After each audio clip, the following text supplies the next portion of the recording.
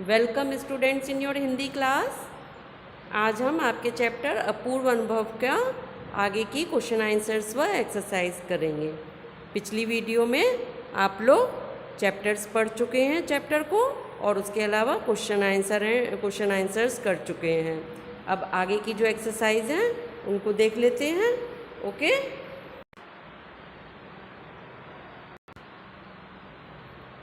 First question है, तोतो चांद ने अपनी योजना को बड़ों से इसलिए छिपा लिया कि उसमें जोखिम था।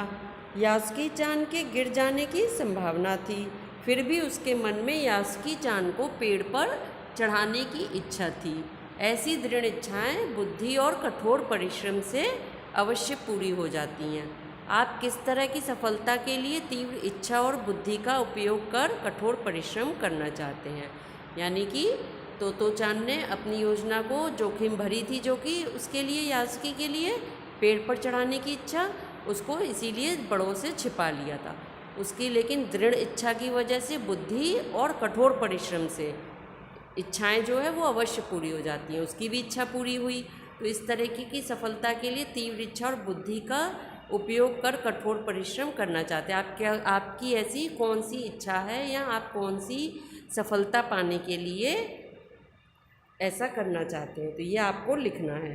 ओके, किसी भी काम में सफलता पाने के लिए तीव्र इच्छा, लगन, कठोर परिश्रम की आवश्यकता होती है। अगर किसी भी काम में हमें सफलता पानी है, अगर हमने कुछ दृढ़ संकल्प कर लिया, तो उसके लिए किस किस चीज़ की ज़रूरत होती है? तीव्र इच्छा, यानी कि हमारे अंदर उस सफलता को पाने की इच्छा तीव्र होनी चाहिए। दूसरे, लगन। लगन अगर हमारे अंदर होगी तो हम उसके लिए कोई ना कोई प्रयास अवश्य करेंगे। जैसे कि तोतो चांद के अंदर लगन थी, तो जब वह पहली सीढ़ी को लगाकर यास्की चांद को ऊपर चढ़ाने में सफल नहीं हुई, तब फिर वो हताश नहीं हुई। उसने अपनी बुद्धि का उपयोग किया और चौकीदार की छप्पर में से जाकर क्या लेकर आई? तिपाई सीढ़ी लेकर आई, जिससे कि उसमें से यास्की चांद के गिरने की संभावना भी नहीं थी और सीढ़ी को पकड़ने की भी आवश्यकता नहीं थी। तो इस तरीके से उसने अपनी इच्छा में सफलता पाई। दूसरा, कठोर परिश्रम की आवश्यकता होती है। यास्की तोतो चांद भी उसकी वजह से, गर्मी की वजह से पसीने से भी तरबतर हो गई थी, लेकिन फिर भी उसने अपना प्रयास करना नहीं छोड़ा। छात्र परीक्षा में उच्च कोटि की सफलता प्राप्त करने के लिए इनका उपयोग करें तथा छात्र स्वयं अपने अपने विचार प्रस्तुत कर सकते हैं। तो इस क्वेश्चन के आंसर में ये पोर्शन आपको नहीं लिखना है, अपने अनुभव के आधार पर आपको लिखना है कि सफलता पाने के लिए आपके हिसाब से और क्या क्या चीज़ की आवश्यकता होती है। ठीक, इस क्वेश्चन के आंसर में आपको यह लिखना है कि हमें सफलता पाने के लिए क्या क्या चीज़ की आवश्यकता होती है, या हम किस तरीके से अपनी किसी भी इच्छा को पूर्ण कर सकते हैं, सफलता पा सकते हैं। ओके, सेकंड है कि हम अक्सर बहादुरी के बड़े बड़े कारनामों के बारे में सुनते रहते हैं, लेकिन अपूर्व अनुभव कहानी एक मामूली बहादुरी और जोखिम की ओर हमारा ध्यान खींचती है।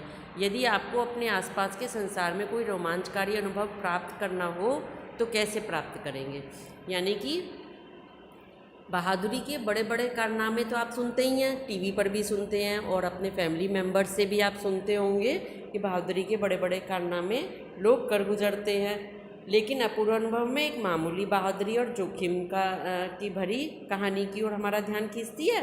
तो अगर आपको किसी ऐसे रोमांचकारी अनुभव करना हो तो आप क्या चाहेंगे? इसमें आप ये लिखिए कि अगर आपने पहले कोई रोमांचकारी अनुभव किया है तो उसका भी अनुभव आप इस क्वेश्चन के आंसर में लिख सकते हैं, या फिर आगे आप कैसा रोमांचकारी अनुभव प्राप्त करना चाहेंगे, ऐसे आपके दिमाग में किसी तरीके की इच्छा है, उसके बारे में आपको लिखना है कि आप कैसे उसको प्राप्त करेंगे और क्या रोमांचकारी अनुभव आप प्राप्त करना चाहते हैं।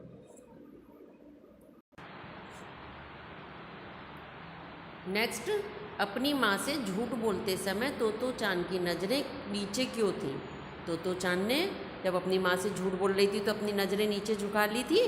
तोतो चांद ने यास्की चांद को अपने पेड़ पर आमंत्रित किया था। यह बात उसने अपनी माँ से छिपाई थी। उसने अपनी माँ से छिपाई थी ना कि उसने यास्की चांद को अपने पेड़ पर बुलाया है, क्योंकि उसे मालूम था कि माँ यह जोखिम भरा कार्य नहीं करने देंगी। यानी कि यह खतरे वाला काम जो है वो माँ उसे करने नहीं देंगी, उसे मालूम था, इसलिए उसने उनसे झूठ बोला था। जब माँ ने उससे पूछा कि वह कहाँ जा रही है तो उसने झूठ कहा कि वह यास्की चांद से मिलने उसके घर जा रही है। माँ ने जब उससे पूछा था तो उसने झूठ ही बोल दिया कि वो उसके घर में मिलने जा रही है। यह कहते समय उसकी नज़रें नीची थी क्योंकि वह माँ से झूठ बोल रही थी। उसे डर था कि शायद वह माँ से नज़रें मिलाकर जब यह बात कहेगी तो उसका झूठ पकड़ा जाएगा। यानी कि जब भी कभी आप भी झूठ बोल रहे होते हैं तो क्या होता है, आपकी नज़रें झुक जाती है ना, आप इधर उधर देखने की कोशिश करते हैं, किसी की निगाह से निगाह, अपने पेरेंट्स हों, टीचर हों या कोई और अन्य बड़े हों, तो उनसे आप नज़रें मिलाकर झूठ नहीं बोल पाएंगे। क्यों? आपको लगता है ना कि अगर आप नज़रें मिलाकर बोलेंगे तो आपका झूठ पकड़ा जाएगा। क्यों? क्योंकि कहते हैं ना, आँखें भी बोलती हैं, आँखें भी आपकी सब बातें बोलती हैं कि हाँ, आपके एक्सप्रेशन से पता चल जाता है कि आप झूठ बोल रहे हैं। तो इसलिए कभी भी ऐसे झूठ बोलने की कोशिश ना करें। और इस कहानी में जैसे कहा गया है कि जोखिम भरे कार्य उठाने के लिए उसने झूठ बोला था, परंतु आप भी जोखिम भरा कार्य ऐसा है कि कभी कोई आप ऐसा भी जोखिम भरा कार्य ना उठाएं जिससे कि आपको और किसी और को परेशानी हो जाए। आप सफलता को पाने की कोशिश अवश्य करें, परंतु ऐसा ना हो कि किसी गलत काम को आप करने की कोशिश करें। ओके। यासुकी चांद जैसे शारीरिक चुनौतियों से गुजरने वाले व्यक्तियों के लिए चढ़ने उतरने की सुविधाएं हर जगह नहीं होती। यासुकी चांद जैसे शारीरिक चुनौतियों, क्योंकि यासुकी चांद का